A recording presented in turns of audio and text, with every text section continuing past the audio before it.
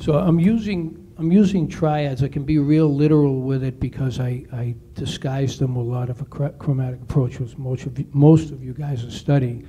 Excuse me. So if you use this random chromatic approach, which will become the main portion of your improvisation, you can slide a lot of these triads in, which, if you didn't have this chromatic approach, would be very obvious and very repetitive.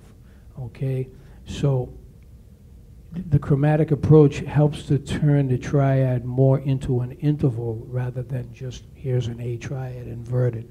So in listening to Train, it took me a long time to figure out that that's what he was doing. Mm-hmm.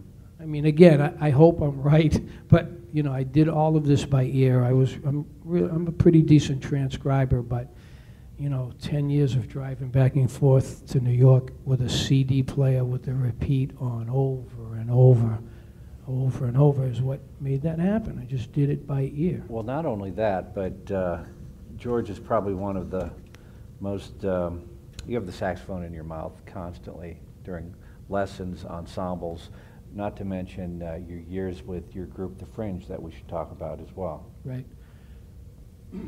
Well, I really credit them. I really credit Joe Pesci for, no, I really credit I credit the Fringe for helping me, or allowing me to do this, because, you know, the band's been together since 1972. It's, you know, longer than any of us were married.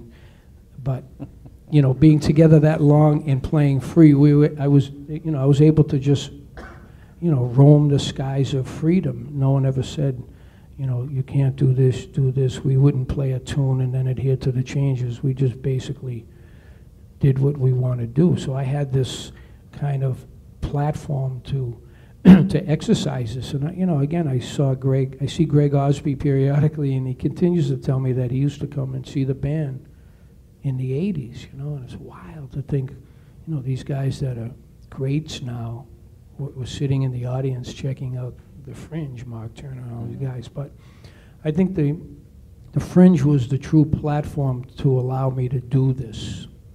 And again, you know, when I was putting this concept together, in the 80s, I was playing at the Marriott Copley Place with Rachel Z. I don't know if she's here tonight, but she really helped me because she gave me carte blanche and allowed me to go ballistic over tunes at this hotel in Boston. And that's really where I started to jet this thing forward.